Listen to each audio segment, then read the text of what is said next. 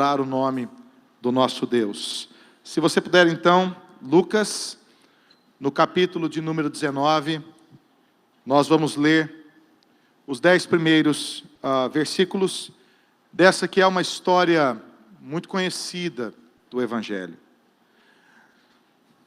No ano de 2018, eu comecei uma nova prática ao ler a Bíblia.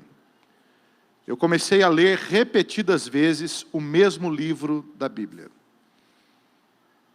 Comecei a ler por um mês, todos os dias, o livro todo da Bíblia que eu escolhia para ler.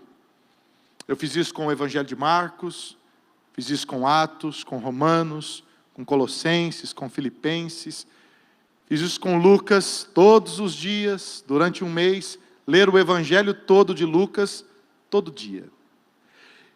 E fui entendendo, cada vez mais, que a Bíblia ela contém um poder, não apenas no que o texto diz, mas sobretudo no que o texto faz. O que o texto bíblico está tentando fazer conosco. O que o texto bíblico está tentando fazer com a nossa vida, com o nosso relacionamento com Deus. Quando eu fiz isso no Evangelho de Lucas, eu descobri algumas coisas muito interessantes. Eu descobri, por exemplo, que Lucas apresenta Jesus como um homem de oração. A primeira palavra de Jesus em Lucas, depois do embate que ele tem no templo com os mestres da lei, logo depois do seu batismo, a primeira palavra conhecida de Jesus é uma oração. Jesus é batizado por João, e então ele ora. E enquanto ele ora, os céus se abrem. E o Espírito Santo, em forma corpórea, de pomba, desce naquele lugar, e a voz do Senhor é ouvida. Tu és o meu filho amado, em quem eu tenho muito prazer. A partir de então, Jesus é conhecido como um homem de oração. Um homem que ora pelas pessoas, que se retira para orar, que ora antes de efetuar uma cura, um milagre. É um homem de oração. E em Lucas, no capítulo 24, no versículo 53, por exemplo, quando Lucas descreve a última imagem, começa ali no versículo 50 ou 51, se não me falha a memória, a última imagem que Lucas faz de Jesus, os discípulos estão olhando para Jesus e Jesus os abençoa. Ele está orando pelos discípulos. E enquanto ele os abençoa, Jesus é assunto aos céus. E enquanto ele os abençoava, foi sumindo da sua visão. A última imagem que os discípulos têm de Jesus é de Jesus orando pelo seu povo. Jesus, homem de oração. Eu descobri, lendo Lucas, que existem 19 banquetes no livro de Lucas. Há 19 banquetes no Evangelho de Lucas. Por 19 vezes a mesa é posta. 19 vezes em 24 capítulos. É ou não é uma boa média de refeição? Para quem já está com fome esperando a janta. É uma boa média. Para onde que esses banquetes todos apontam? Eles apontam para o banquete celestial. Eles apontam para a boda do Cordeiro. Eles apontam para a mesa que estará posta nos céus, na recepção dos filhos de Deus. É o sinal de que tudo que nós fazemos aqui aponta para a eternidade. De que tudo que nós fazemos aqui é uma antecipação da vida eterna. E quando eu me deparei com este dado específico, dos 19 banquetes, eu percebi que Jesus visita algumas famílias no Evangelho de Lucas. Jesus visita 11 casas no Evangelho de Lucas. E estas 11 casas são transformadas pela visita de Jesus. Nenhuma casa permanece a mesma após Jesus ter passado por ali. A primeira casa que Jesus visita, ele ainda está no ventre da sua mãe. É a casa de Zacarias e Isabel. E a presença de Jesus naquela casa transformou a dinâmica da família. Isabel adorou a Deus, Maria adorou a Deus. A casa foi transformada com Jesus ainda no ventre. Jesus visita, após a sinagoga de Cafarnaum, em Lucas no capítulo 4, verso 38 em diante, ele visita a casa de Pedro. Ele termina o ensino na sinagoga, se levanta, visita a casa de Pedro, cura a sogra de Pedro. A dinâmica daquela família é transformada, e aquela mulher que estava enferma, febril, prostrada, pronta para morrer, é levantada. E ela vai da enfermidade para a cura e da cura para o serviço. Ela começa a servir as pessoas que Jesus ama. Porque toda a casa é transformada pela presença de Jesus. A casa de Levi é visitada por Jesus. A casa de Marta e Maria é visitada por Jesus. A casa de Jairo é visitada por Jesus. Imagina você que na casa de Jairo havia um velório quando Jesus chegou.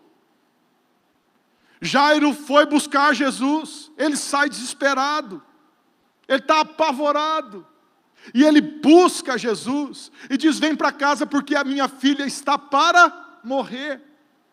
Venha, mestre. E no meio do caminho, uma mulher com fluxo de sangue impede o caminho de Jesus. Desesperada, ela toca na orla das vestes de Jesus. E Jesus a cura. Mesmo que sem que as pessoas percebessem, sem que houvesse nenhum barulho, nenhum estardalhaço, apenas por tocar as vestes de Jesus, ela é curada. Imagina você, que havia 12 anos, irmãos, a Bíblia tem umas coisas lindíssimas. Havia 12 anos que aquela mulher estava enferma. Quantos anos que ela estava enferma? 12 anos. Você já ficou doente por bastante tempo? Você sabe o que é enfrentar uma enfermidade? 1 ano, 2 anos, 3 anos. O diagnóstico não fecha, o plano de saúde não cobre mais. Você gasta todo o seu recurso com aquilo. Todo o seu recurso acaba. Faz 12 anos que ela está enferma. Irmãos, 12 anos é muito tempo para ficar doente. Você concorda comigo ou não?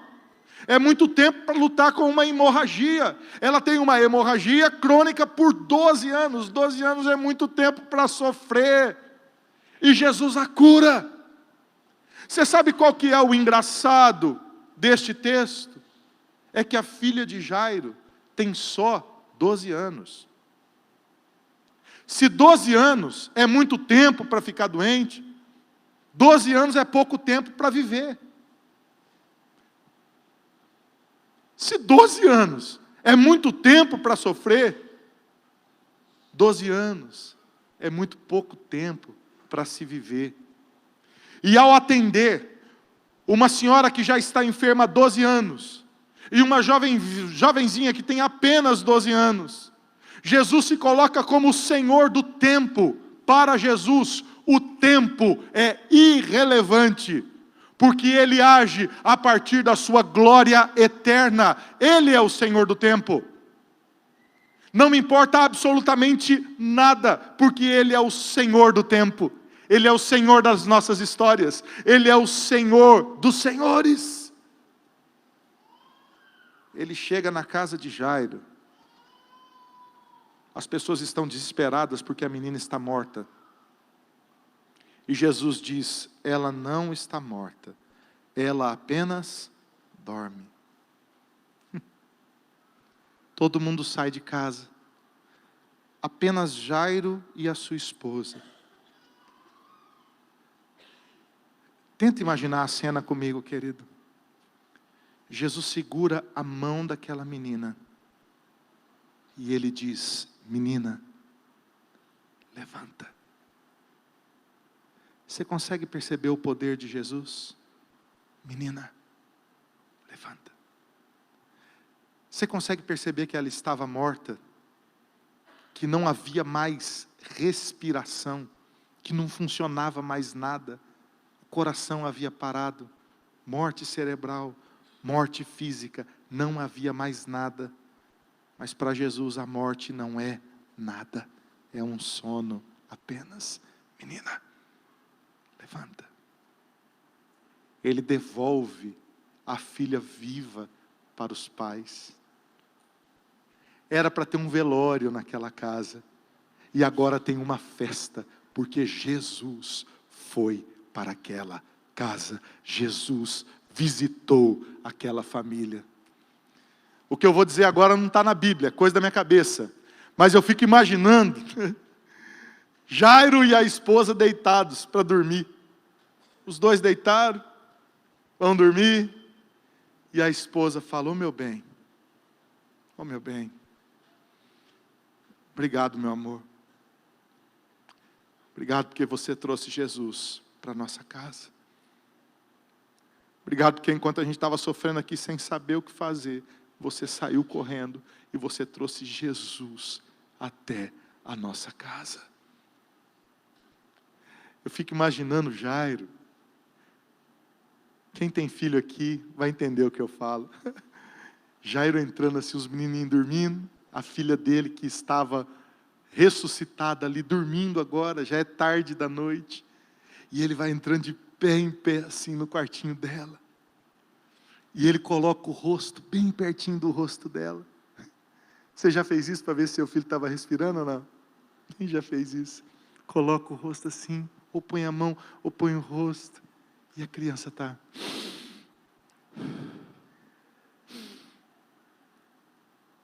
E Jairo talvez ora dizendo: Senhor, muito obrigado, porque hoje teria sido o velório da minha filha, mas o Senhor visitou a nossa casa e ela está viva. Quando Jesus visita a nossa casa, queridos, nada fica igual. Porque o Evangelho não apenas melhora as nossas vidas. Muitas coisas melhoram as nossas vidas. Mas o Evangelho, ele tem um poder muito maior. O Evangelho tem o poder de transformar as nossas vidas. O Evangelho tem o poder de transformar a nossa casa. O Evangelho tem o poder de transformar os nossos filhos. O Evangelho tem o poder de invadir a nossa vida e não nos deixar mais os mesmos. Porque o Evangelho é o poder de Deus para a salvação de todo aquele que crê. E eu venho hoje aqui nessa noite, neste culto público, neste encerramento da conferência dos 180 graus, para dizer o seguinte para você: o que você precisa, o que a sua casa precisa, o que a sua história precisa, o que os seus filhos precisam, o que o seu coração insatisfeito precisa, o que a sua história precisa, o que os seus problemas precisam, o que os seus dramas precisam, o que as suas incapacidades precisam, os seus limites precisam, as coisas que você não entende precisam, é da visita santa de Jesus. Porque uma vez que Jesus visita a sua vida, nada fica igual. Nada fica igual. O texto que nós vamos ler, e à medida que eu ler, eu vou comentar rapidamente esse texto, é a visita de Jesus à casa de Zaqueu. Olha que interessante, se você está com a sua Bíblia aberta, e eu peço que você permaneça com a Bíblia aberta, o texto diz assim: entrando em Jericó, atravessava Jesus a cidade. Jericó, para um pouquinho, deixa a Bíblia aberta.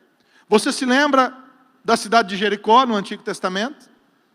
A cidade de Jericó é a cidade da fé do povo hebreu. É a cidade que foi conquistada sem a força da espada. É a cidade que foi conquistada não pela engenhosidade de um general. É a cidade que foi conquistada não pela sabedoria militar, ou pelo poder bélico, ou pelas armas mirabolantes de Israel, mas é a cidade que foi conquistada, porque um povo decidiu obedecer a Deus, e marchar em torno daquela muralha, por 7 dias, cantando louvores ao nome do nosso Deus, e num determinado momento tocando a trombeta, e adorando o nome do nosso Deus, e o próprio Deus entregou Jericó nas mãos do seu povo. Jesus está em Jericó. Ele decide ir a Jericó. É fora do eixo geográfico do ministério de Jesus. É longe de tudo, talvez, o que Jesus já houvesse feito. Ele vai a Jericó. Até então as pessoas não têm ideia de quem é Jesus. Jesus é um rabino famoso de Nazaré. Pode vir alguma coisa boa de Nazaré? Pode alguém de bom sair de Nazaré? As pessoas ficam maravilhadas, atônitas, paralisadas. Elas não entendem o ministério de Jesus, a autoridade dele ao pregar, ao expulsar os demônios, a autoridade dele ao curar as pessoas. Jesus está em Jericó por sua própria decisão. E o texto continua dizendo: eis que um homem chamado Zaqueu, maioral dos publicanos e rico, procurava ver quem era Jesus, mas não podia por causa da multidão, e por ser ele de pequena estatura. Então, correndo adiante, subiu a um sicômoro, a fim de vê-lo, porque ali havia de passar. Presta atenção. Você vê como que o texto descreve Zaqueu? Zaqueu era um homem poderoso e rico. Ele era um dos maiorais, ou o maioral entre os publicanos. Publicano é uma classe profissional corrupta. É gente que enriquece cobrando imposto indevido. Ele cobra um determinado imposto para o governo, e ele cobra um imposto a mais para o seu próprio enriquecimento. Zaqueu é um homem rico porque é corrupto.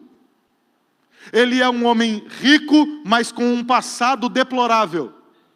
Ele é um homem rico com muitos arrependimentos na alma. Se por um lado ele é abastado, se por um lado ele é poderoso, se por um lado ele é bem visto pelas posses que tem, por outro lado ele é corrupto, por outro lado ele é malquisto, por outro lado ele faz coisas condenáveis e as pessoas o sabem. E brota no coração de Zaqueu uma curiosidade: quem é esse Jesus que se aproxima da cidade?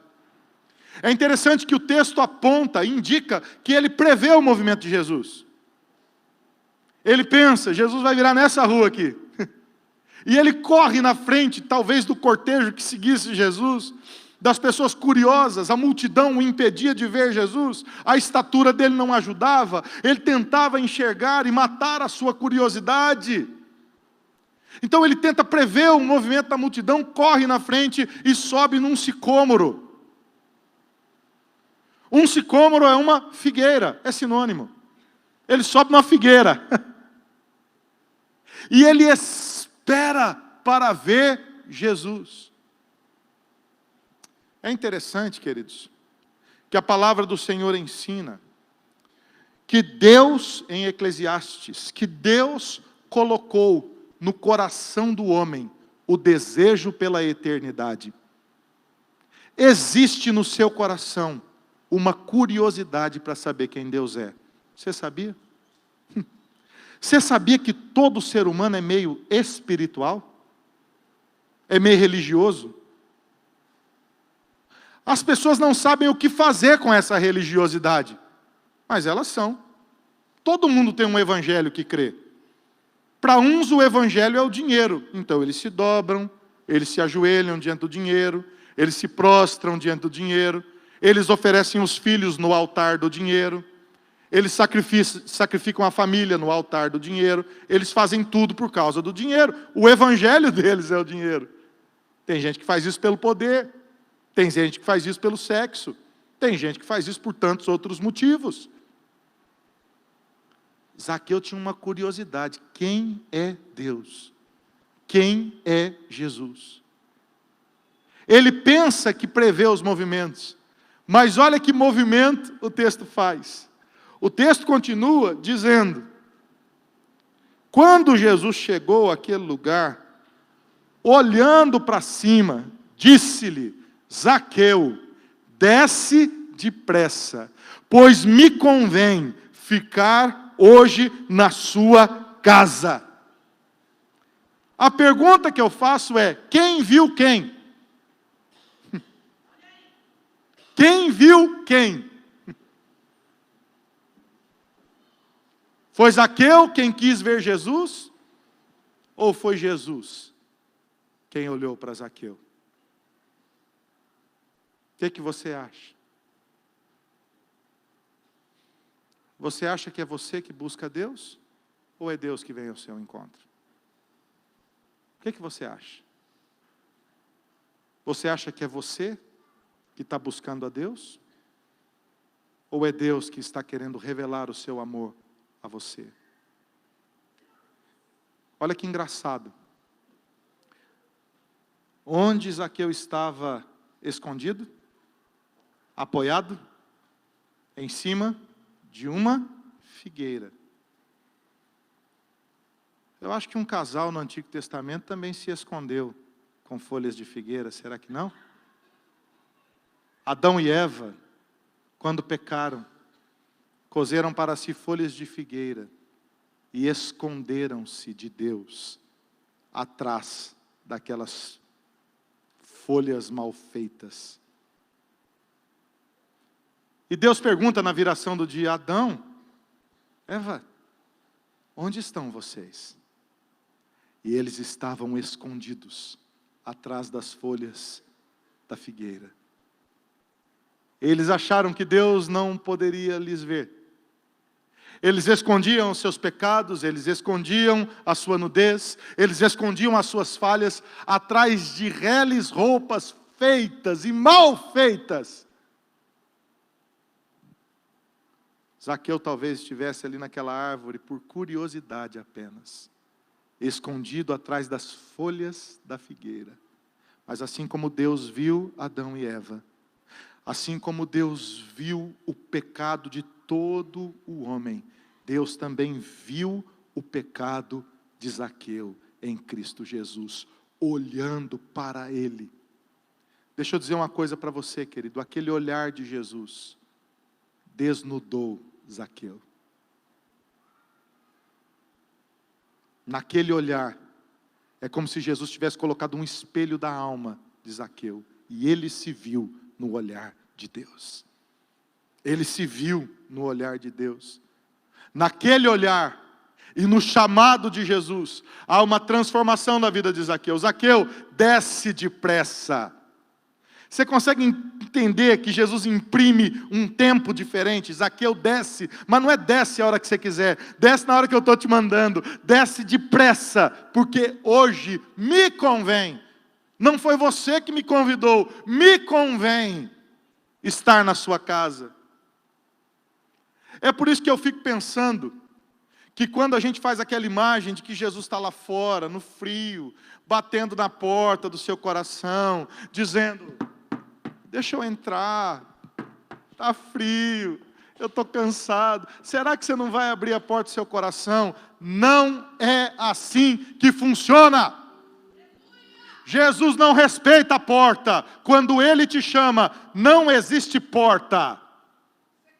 Porque o seu coração é dele. Amém, irmã? O seu coração é dele. E se o seu coração é dele, isso é que é Deus. Ele invade a sua vida. E Ele diz: desce da onde você está. Para de se esconder atrás das figueiras. Porque hoje eu vou visitar a sua vida. E se hoje eu vou visitar a sua vida, você não será mais o mesmo. Nós nos escondemos demais, irmãos. Nós construímos coisas demais que nos impedem de viver para Deus. Mas glórias a Deus, que arranca as portas do nosso coração e invade a nossa vida, independentemente de tudo aquilo que a gente planejou. E quando o seu olhar de graça nos encontra, nós somos transformados pelo seu poder. O texto continua dizendo: ele desceu a toda pressa e o recebeu com alegria. E todos os que viram isso murmuravam, dizendo que ele se hospedara com um homem pecador. A turma não entende o que está acontecendo. A multidão murmura, os homens murmuram. Como é que Jesus vai à casa de Zaqueu? Vocês não conhecem Zaqueu? Para Deus não há limites. O Evangelho transforma as pessoas, o Evangelho transforma o maior pecador, o Evangelho alcança o coração, o Evangelho muda a história, o Evangelho transforma as nossas vidas em novas pessoas. Não há um sequer que possa resistir à graça irresistível de Deus. O texto continua dizendo: entre mentes a quê? A presença de Jesus e a murmuração do povo. Você percebe onde é que Zaqueu está? Hein, querido? Zaqueu está numa encruzilhada, num entroncamento. Ele está aqui para os filósofos num momento de ambiguidade. Há uma ambiguidade aqui. Tem duas coisas que estão falando. Tem o povo murmurando e Jesus está ali. Para onde Zaqueu vai olhar? Para onde que Zaqueu olha? Se ele olhasse para o povo, ele diria: Jesus, eu sei que o senhor quer vir aqui em casa, mas não vai dar não. O senhor está vendo aí a confusão, o povo está falando no Instagram, o povo está falando no Facebook, o povo está falando, Jesus, o senhor conhece, o senhor, um dia eu te conto a minha história, mas não vem não. Obrigado que o senhor me viu lá na Figueira, que top, o senhor é joia, estamos juntos, quando o senhor voltar a Jericó, quem sabe a gente toma um café. E ele podia gentilmente despedir Jesus. O povo dizia: não pode isso acontecer. O povo murmurava. Mas Jesus está ali. Você consegue entender a dinâmica? Tem problema, mas Jesus está ali. Tem confusão, mas Jesus está ali. Tem murmuração, mas Jesus está ali. Tem um monte de coisa que não resolveu ainda, mas Jesus está ali. Ninguém viu transformação ainda na vida de Zaqueu, mas Jesus está ali, Jesus está ali, Jesus está ali, Jesus está ali. Na sua vida você precisa crer nisso. Não que você não tem problema, porque a sua vida não melhora quando você não tem problema. A sua vida é transformada não pela ausência de problemas, mas pela presença de Jesus. É Jesus que transforma a sua vida.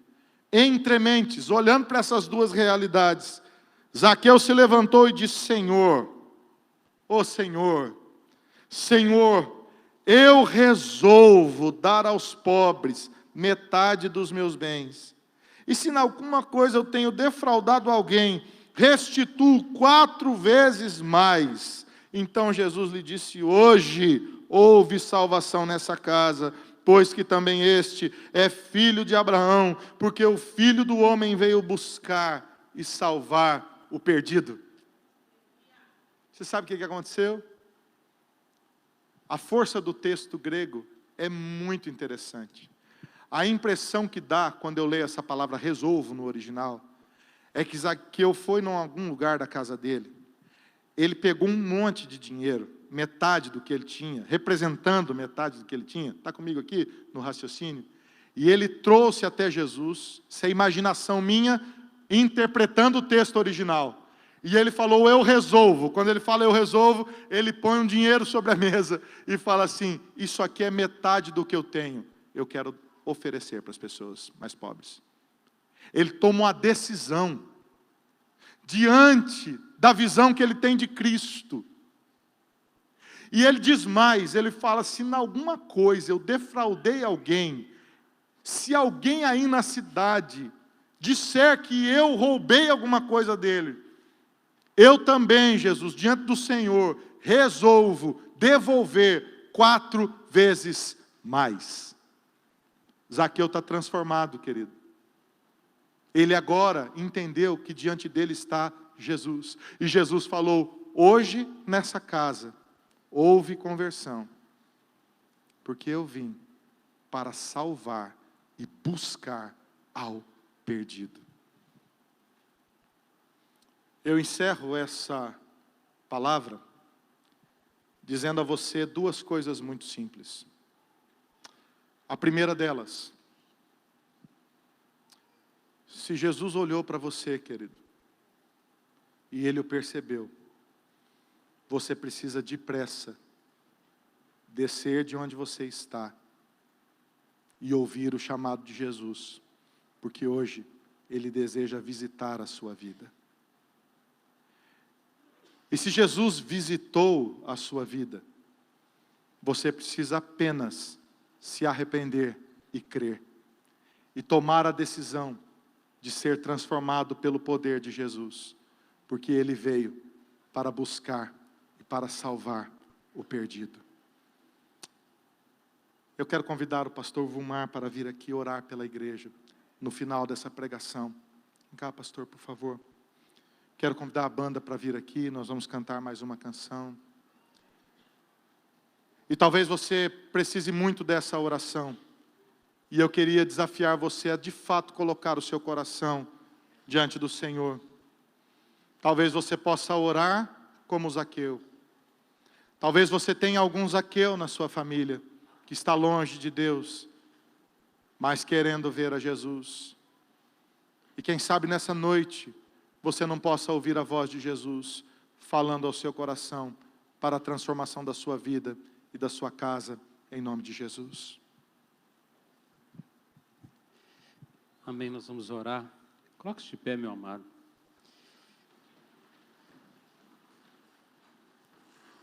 Se tiver alguém que nesta noite está tomando a decisão que Zaqueu tomou, de se render ao Senhor Jesus, ou de reconciliar com o Senhor, quiser vir à frente aqui, vou chamar uma vez só. Dê um passo de fé e vem, nós vamos orar. Amém? Onde você está? Dê um passo de fé e vem aqui.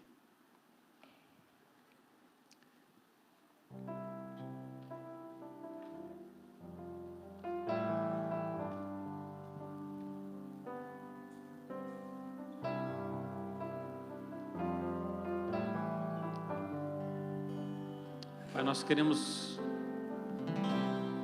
colocar nossas vidas diante do Senhor, ó Pai. Assim como Zaqueu foi visitado pelo Senhor, muito mais do que a visita onde ele morava, a sua cidade, a sua vida foi invadida pelo Senhor da glória. E tudo aquilo, Deus, onde havia trevas, as trevas foram dissipadas daquela vida. E debaixo da luz agora, Zaqueu toma a decisão de andar com o Senhor. Toma a decisão de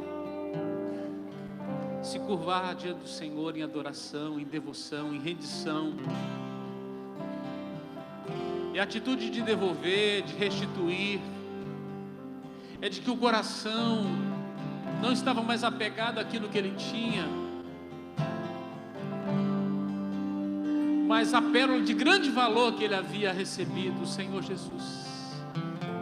Não há riqueza maior do que a presença do Senhor nas nossas vidas, nas nossas casas, nas nossas famílias, Senhor. E nós queremos te agradecer, ó Deus, porque esta palavra toca o nosso coração nesta noite, porque muitas vezes nós temos nos escondido, ó Pai, do Senhor, e nós temos, ó Deus, corrido atrás de tudo, ó Pai, e dado valores a tantas coisas, ó Deus, que vão perecer, e muitos de nós têm perdido a eternidade, ó Deus, diante dos seus olhos. Mas que nesta noite seja uma noite, ó Deus, onde o Senhor entra, ó Deus, nas nossas vidas, nas nossas histórias. Há vidas preciosas aqui nesta noite, há vidas preciosas, ó Deus, que estão acompanhando, ó Deus, esta palavra à distância. E que onde estão, ó Deus, pode dar um passo de fé nesta noite. Pode convidar e dizer, ó Senhor Jesus, entra na minha vida, entra na minha história, muda a minha sorte, muda a minha família, muda meu lar. Tira as sombras, tira as trevas. Que o teu Espírito que opera onde, que opera como o Senhor quer, e que se opera hoje, possa sim realizar essa obra de salvação, de libertação, de restauração, para louvor da tua glória. Então visita, ó Deus, aquele que tomou a decisão nesta noite.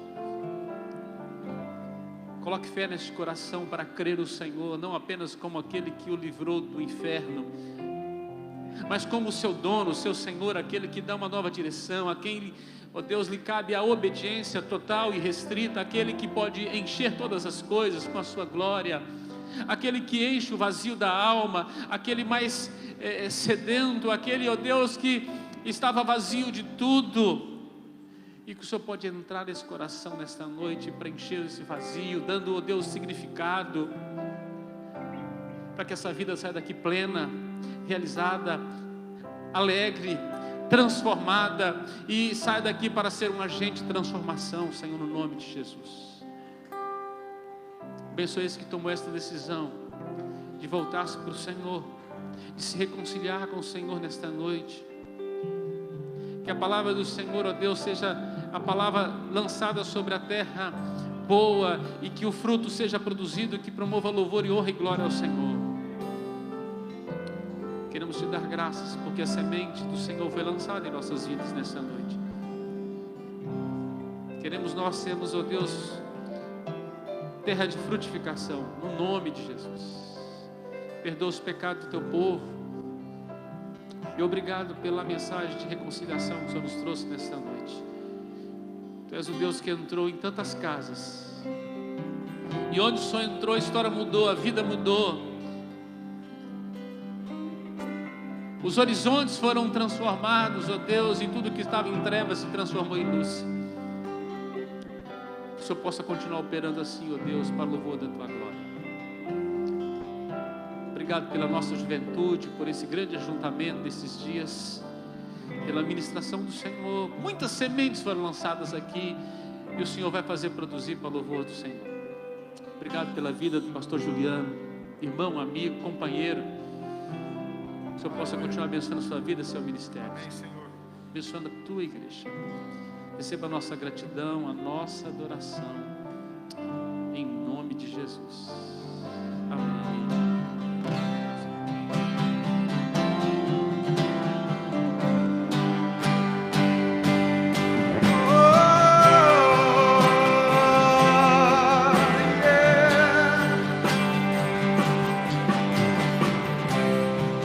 Não temerei,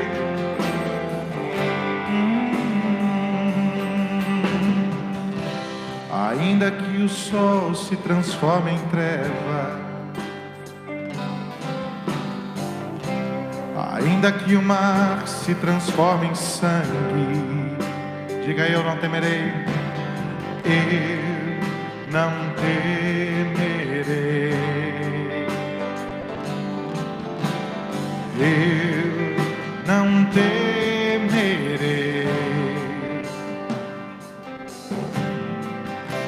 ainda que o inimigo se levante,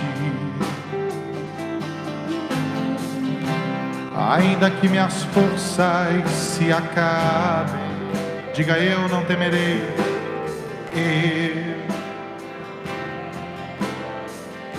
mal algum não temerei, eu não temerei,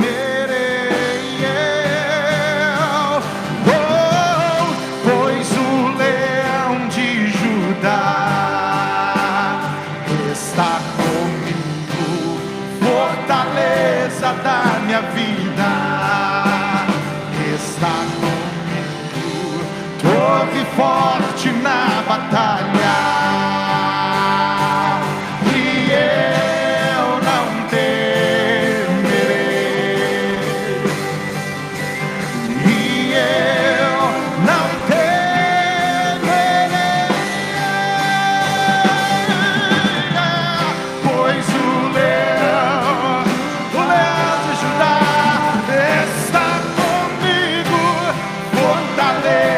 Da minha vida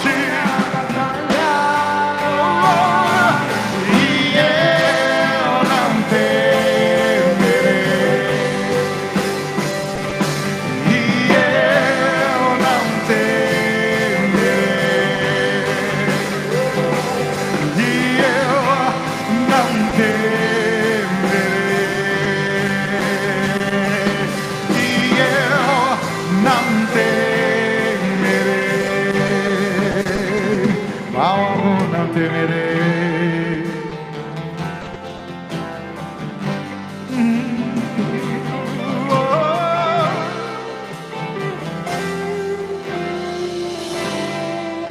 Aleluia, aleluia. O Senhor é bom, queridos. A gente quer agradecer muito a oportunidade que o Senhor nos deu de estarmos aqui nessa noite. Daqui a pouquinho o pastor Anderson vai vir encerrar o culto ao Senhor. Mas eu agradeço muito. Agradeço ao pastor Vumar. Obrigado, viu? Pastor Vumar é um amigo querido. E você não sabe o quanto, irmão, Deus usa a sua vida para abençoar a minha vida. Eu me lembro do comecinho de tudo isso que Deus está fazendo na nossa vida aqui. E eu me lembro das palavras de encorajamento. Eu me lembro da oração. Eu me lembro lá de Ribeirão das Neves, na sua casa, Vumar, do tempo de oração juntos. E eu lembro das coisas que você falou, que Deus usou a sua vida para falar ao meu coração. Você é um homem de Deus, meu amigo. E sempre que você precisar, eu estou aqui para te servir e para ser bênção na sua vida, porque você é uma grande bênção na minha vida, na minha família, na minha casa. E essa nossa amizade que começou lá do outro lado do mundo, no Egito, vai até a eternidade. Deus te abençoe, querido. Obrigado, pastor Anderson. Pastor Anderson, amigo querido. Eu vi o tanto que Deus usou a sua vida em Valadares, talvez no momento mais difícil do seu ministério, e Deus o sustentou. Tanto que Deus usou a sua vida aqui em São Vicente, e o tanto que a igreja de Frutal está ganhando para a glória de Deus. Deixa eu dizer uma coisa para você, querido. A gente fica triste quando um pastor vai embora, não é verdade? Você já ganhou flor de alguém? Hein, irmãs? Levanta a mão aqui, uma irmã que já ganhou flor. Não é bom ganhar uma flor? É bom ou não é? Os pastores, eles são flores que Deus dá para a igreja. Guarda essa imagem. Um pastor é uma flor, é um buquê de flores que Deus dá, é um presente que Deus dá à igreja. Deus está dando o pastor Anderson e a sua família como presentes para a igreja em Frutal. E eu fico muito feliz por ter participado desse encontro, querido, de ver os frutos, de ver o tanto que Deus usou e continuará usando a sua vida para a glória do nome do Senhor. Obrigado, viu, pastor, pela confiança. Obrigado, Cacá. Obrigado, moçada toda. Vocês são uma bênção na nossa vida, uma bênção na nossa vida. O Paulinho falou para a turma aí que não quer mais ir embora. É verdade isso, filho? Você falou para o pessoal aí que você vai morar aqui em São Vicente. Que história é essa? Amém. A turma falando amém, ó, fecha ali, né? Eu sei, tá bom. Foi uma bênção. Obrigado, viu? Obrigado, pastor Anderson e pastor Vumar, por abrir a porta para o Paulo pregar hoje de manhã. Pregou direitinho, irmãos? Foi bênção aí? Bênção de Jesus para a igreja? Amém. Orem pelo ministério dele, para que Deus o levante, em nome de Jesus. Eu quero encerrar cantando uma canção que se chama Soberano Deus, só para a gente ficar feliz. Amém?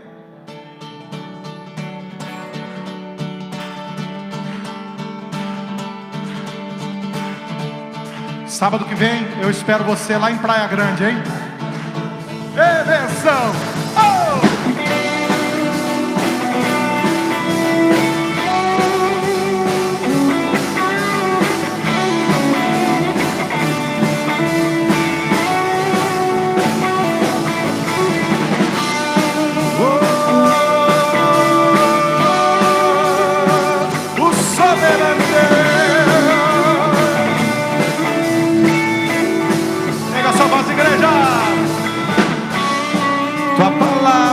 De reinar. Quem é Ele? Soberano Deus. Não há força, não há força nesta terra. Soberano Deus, tua glória de reinar, teu poder se espalha. Diga!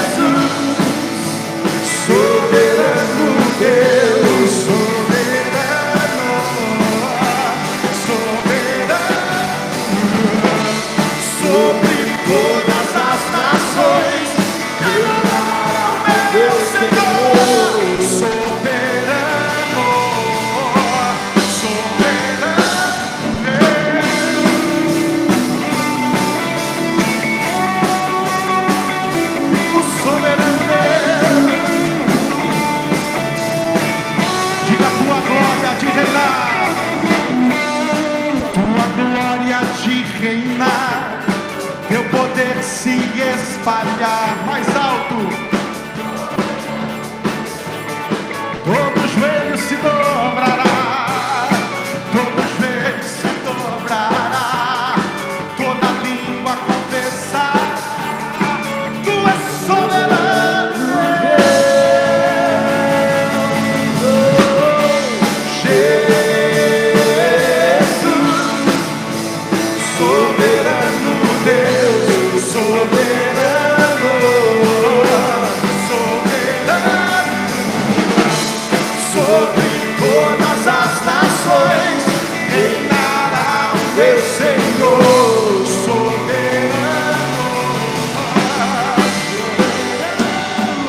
Terra se encherá.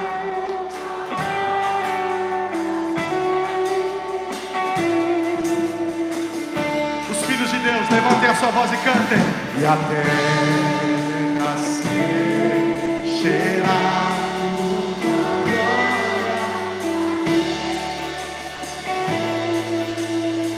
Diga essa linda cidade de São Vicente. São Vicente.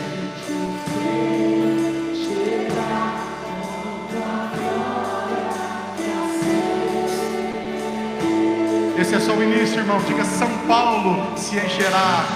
São Paulo, de norte a oeste, de leste a sul, a manifestação dos filhos de Deus, da glória de Deus, da igreja de Jesus. Diga: toda a terra se encherá. E a terra se encherá com tua glória pra sempre.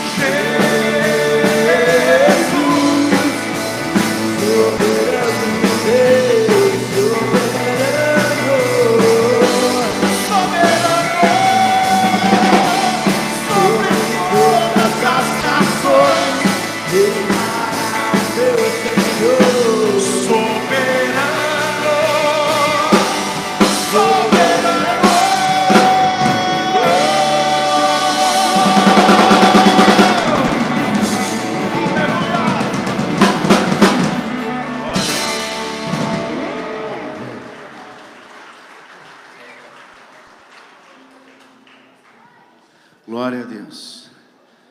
Glória a Deus. Ô, gente, não volta não, fica aqui na frente, nós vamos tirar foto. Aí vai chegando o povo, não sai não, a gente tirar uma foto linda para postar no site da igreja. Esse povo pode acender as luzes, tudo aí para a gente sair na foto. Muito obrigado pelo teu carinho. Por favor, você que vai jantar, vai almoçar, lanchar, almoçar. É porque tem uns meninos aqui que comem aqui pizza. Diz que comeu e encheu uma pizza desse tamanho e chega lá em casa e come 2 pratos de estrogonofe desse tamanho. Então esse janta aqui almoça lá na madrugada. É por isso que eu falei isso, entendeu? Passa ali nos food truck aqui embaixo, aqui, ó, pastel. Como é que fala em inglês? Fala aí. Truck. Ah, meus professores de português. Food truck. Aqui embaixo, aqui, ó, tem uma combosa. Se você não tomou um milkshake de café, é o melhor que eu já tomei. Moca, quem me conhece aqui sabe que eu entendo de café. Melhor milkshake de café está ali embaixo, ó. Tem outros também, tem de fruta, tem de tudo quanto é sabor que você quiser. Tem churrasquinho. Você vai ajudar o Geração a continuar patrocinando tudo isso aqui, que para você foi de graça. Você já vai lanchar, então gasta ali. E vai estar nos ajudando, tá joia? Encosta todo mundo aí, vem para cá, para a foto, vai tirar daqui de cima. Pessoal da igreja, aqui ó, sai dos bancos, não tem problema não. Isso é culto a Deus também, gente. É para a glória de Deus. deixar registrado na história aquilo que Deus tem feito nessa igreja. Enquanto você vem caminhando aqui para frente, pode sair, vem caminhando para sair na foto, ficar bonito, pode vir. Faz parte da história. Os jovens, os mais velhos, os vovolescentes, aleluia. Vem, encosta, gente, pode vir. Ninguém aqui vai te machucar, não. Pode encostar, apertar. Tira a foto aí. Vai tirando, vai batendo as fotos aí que a gente vai. Muito obrigado pela sua presença. Deus te abençoe. Vai tirando as fotos aí, vai ficar bonito.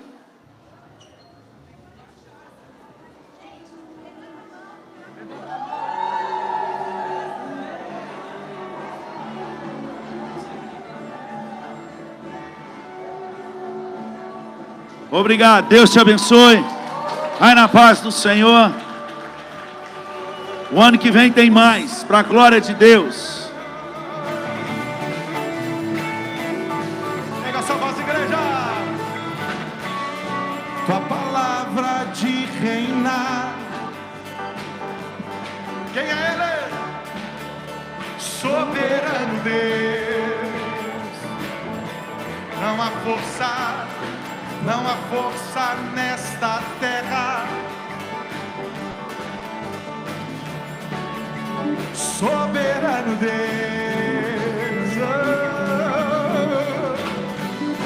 tua glória de reinar, teu poder se espalhar. Diga! Todo joelho se dobrará, todo joelho se dobrará.